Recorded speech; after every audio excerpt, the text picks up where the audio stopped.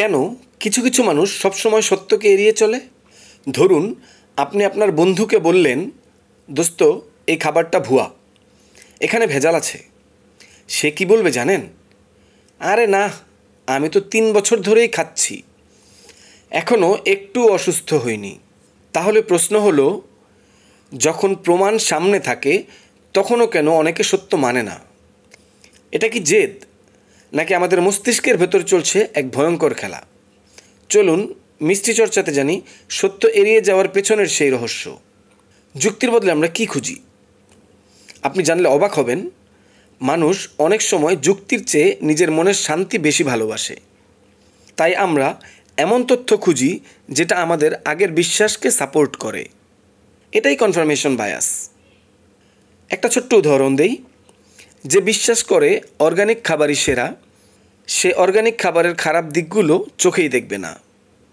এটা শুধু ছোট্ট একটা ব্যাপার না, রাজনীতি, ধর্ম, বিজ্ঞান সবখানেই এই বায়াস কাজ করে।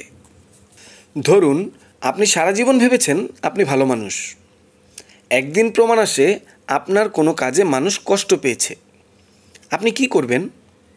ভুল স্বীকার করবেন, নাকি বলবেন ওই লোকটাই আসলে খারাপ ছিল? এখানেই জন্ম নেয় কগনিটিভ ডিসঅনেন্স।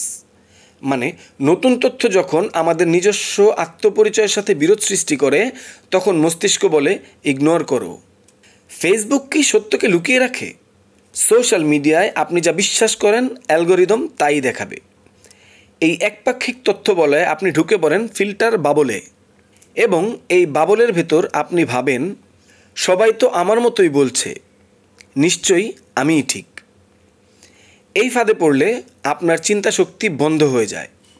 সত্য মানা মানেই কি ইগো ভাঙা? সত্য মানলে অনেক সময় মানতে হয় আমি ভুল ছিলাম, আমি আগে যেটা বলেছি সেটা হাস্যকর ছিল, অন্যরা আমাকে নিয়ে হাসতে পারে। এই ভয় থেকেই আমরা অনেকেই না মানার পথ বেছে নিই। এটা শুধু ইগো না, এটা সোশ্যাল রিজেকশন বা আত্মসম্মানের ভয় থেকেও হয়। মানুষকে ইচ্ছে করে প্রতারিত হতে চায়। অদ্ভুত হলেও সত্য, অনেক সময় আমরা এমন কিছু বিশ্বাস করতে চাই যেটা ভুল হলেও আমাদের ভালো লাগে। একেই বলে মোটিভেটেড রিজনিং। তো আমরা কি বুঝলাম?